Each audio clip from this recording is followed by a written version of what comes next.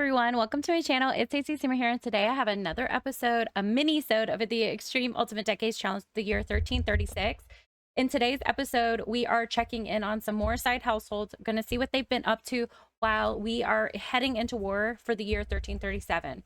So we're going to be popping in right now to Anne Fraser, the firstborn daughter and one of the only living children left of our main gen. Anne Alder is the daughter of Frederick and his first wife, Mary.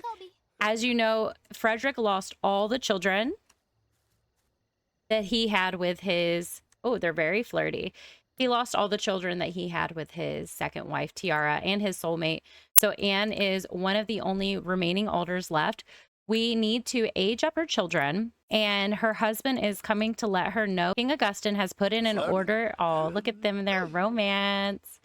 King Augustine has put in an order for some war horses to be delivered to the castle. Oh, look, it's Dawn. So good to see you, Dawn. And at the same time, oh, he's missing his foot. So he's letting her know that at the same time, Arthur has put in an order for war horses because he wants to make sure his army is fully prepared as well. So James is kind of worried about things, and Anne has never told James about what her stepmother Tiara's prophecy wise, because she doesn't really know how she feels about magic. She knows that her father really deeply believed in it, but now her father is dead. Her father, her brothers, like everyone in her family other than her biological full sister is dead. So she hasn't told James, or we said he was going to go by Jamie. So she's never told Jamie about it because she honestly did not believe anything into it. She was just, you know, a child, a teen, and other than some weird magical things happening around their farm, it just wasn't in her focal point. So she is telling him, you know, they have a silly jokester dynamic. They have a very healthy relationship. She's been helping him with the breeding of the war horses and the training of them and the nurturing of the baby colts. And he has been... And so that has relieved a lot of stress upon him. And they are deeply in love, so I'm happy for them. Sorry, I'm just enjoying this before it's too late. So they're going to sit and talk together more. He is worried about war. I'm wondering if he broke his foot. Do we want to say that he broke his foot and that's why she has to help him so much? But they're a bunch of cuties. Jamie and Anne. I'm very happy Anne got a happy story since her dad did end up dying. It's time to age up Guinevere and Ulrich. They are not going to get rolled for because they're not on the side household tree. Anne does not get rolled for birth or her children. She only gets the age up. Oh, goodness. Angie Alder has given birth to one female baby with Joshua Alder, Ashlyn. They named it Ashlyn. That's actually really funny because I was going to go to their house next.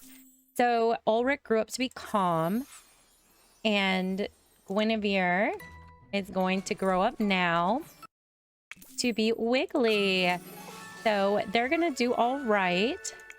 Guinevere, there she is. I'm going to just leave her as is because, and then this is Ulrich. I'm going to leave them as is and not take them into cast simply because Jameson is going to be aging up in the next year or two. So they'll all be aging up, and I'll worry about it then. But this is what's been going on in the countryside for Anne and James. They are, you know, making a bunch of war horses. The king has ordered 15 and Arthur has also ordered 12.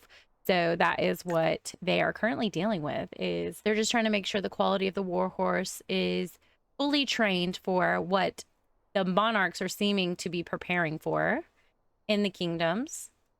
But they're living a very happy, simple life. Okay, so this was where I was planning on focusing this mini-sode anyways, our second side household. So as you could tell, our last mini-sode was our third side household. We're counting down before we enter into our main household and get this year really going forward as we're preparing for war.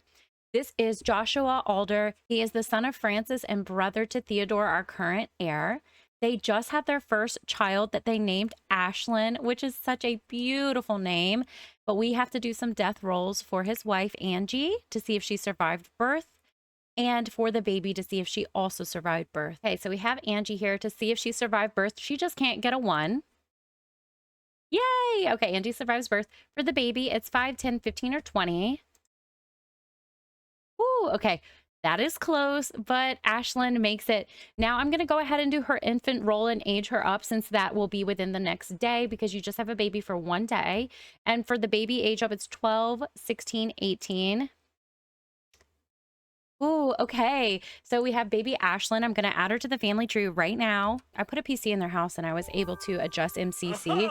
So I shouldn't have any more problems with pregnancy anymore for my teens. And then Ashlyn has just aged up to be Sunny, which is so amazing. I'm so happy for Joshua. He gets multiple tries for a baby with his wife, so we're going to allow them to try as well. So I updated Joshua's look just a little bit to show that he is aging, and he's still just a simple priest of the Maker Watcher Fates. Oh wait, no, they're in the Temple of the Watcher, actually. So here is an updated Angie. I just put her hair in one of these little hats that is more accurate to a medieval timeline. But yeah, I really like it. And here is little Ashlyn Alder. She also has red hair. She has her mom's aqua-y green eyes. So I need to make sure oops, that's not the same. Let's copy that on an eye mask. That way we don't lose the eye color as she ages. So because Joshua's family has expanded, I'm going to just expand their little home a bit. I think I'm going to have to expand upwards. I think that makes the most sense for that. So I really like how that looks. And then that way they have more room. So for some annoying reason, this room was built on diagonal tiles. And in this one too, this whole lot was built. Oh, because of it's diagonal. Yeah, so I couldn't put stairs. I couldn't figure it out. So I have this janky like bump out for a ladder. We're redoing this save file for the year 1340 anyways. So as long as they can take care of their basic needs until then, I am fine with that, as he is one of our side households and we still will be popping in from time to time. So it is just another day here in the Temple of the Watcher, and Joshua is preaching to his herd. Joshua is preaching to the people of Avalon about being kind, listening, and worshiping the Watcher, but also respecting the Maker and the Fates, as they're all 3 sides of the same part of their religion, the 3 sides of their same deity.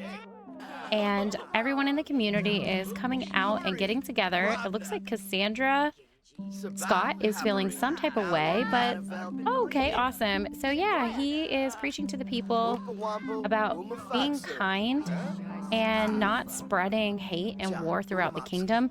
You know, his family saw troop movements happening and there has been some hostility going on. So everyone is just feeling a little bit tense because, you know, they were all born shortly after the vampires and the Dark Coven overtook the kingdom. So nobody wants to see a repeat of darkness spreading in our kingdom. It looks like they are having a musical session. It looks like they're having a musical inspired session in their temple worship today.